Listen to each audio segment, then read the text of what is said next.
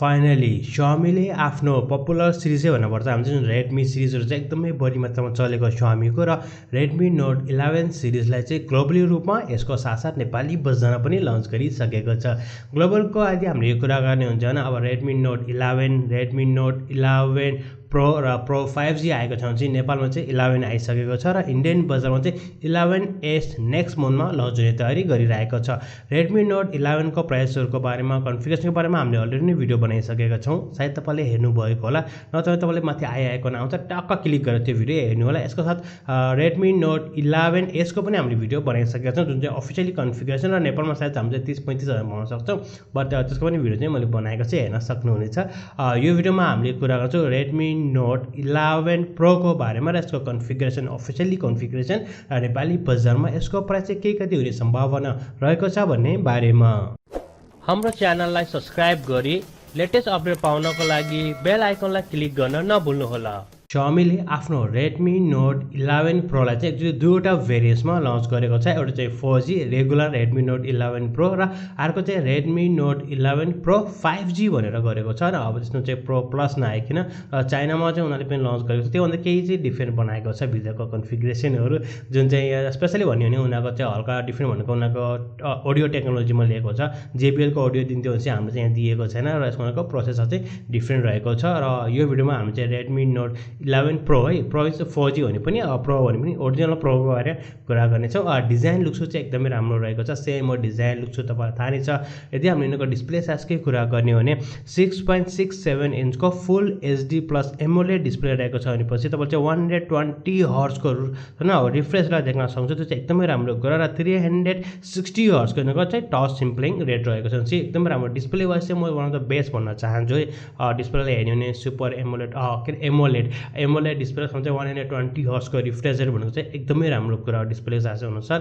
र प्रोसेसर हामीले कुरा गर्दा यसमा चाहिँ MediaTek को चाहिँ प्रोसेसर हाम्रो दिएको छ। चाहिँ MediaTek को Helio G96 को प्रोसेसर देख्न सक्नुहुन्छ। सो यो चाहिँ G96 को प्रोसेसर रहेको छ र क्यामेरा डिपार्टमेन्ट पनि एकदमै राम्रो रहेको छ। क्यामेराको चाहिँ हामीले कुरा गर्ने भने पछाडिपट्टि चाहिँ हामीले चाहिँ चारवटा क्यामेरा देख्छौं, जुन चाहिँ 108 मेगापिक्सल को मेन क्यामेरा रहेको छ, चाहिँ 8 मेगापिक्सल को चाहिँ अल्ट्रा वाइड र अर्को चाहिँ 22 मेगापिक्सल को क्यामेरा रहेको छ र 16 मेगापिक्सल कै सेल्फी क्यामेरा रहेको छ। सो 11S पनि अलमोस्ट सेम नै यसमा रहेको छ।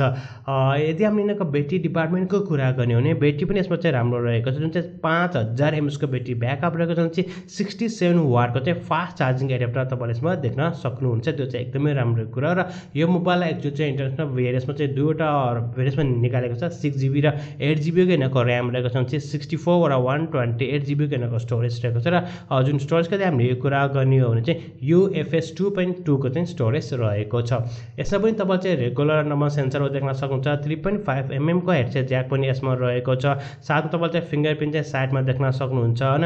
अनि सिम स्लटहरु चाहिँ आइआर ब्लास्टर, NFC, ब्लुटुथ 5.1 को सपोर्ट रहेको छ। चाहिँ रेगुलर नर्मल सम्पूर्ण सेन्सरहरु तपाईले यसमा देख्न सक्नुहुन्छ। हैन वाटरप्रुफ हो भन्दा पनि हामीले सानोतिनो पानीमा चाहिँ पानी पर्दैन, मतलब कि पानीमा खस्यो भने पानी चाहिँ पर्दैन। सो डिजाइनहरु लुक्स त तपाईलाई थाहा नै छ र मेन कन्फिगरेसनहरु चाहिँ यिनको यही नै रहेको छ।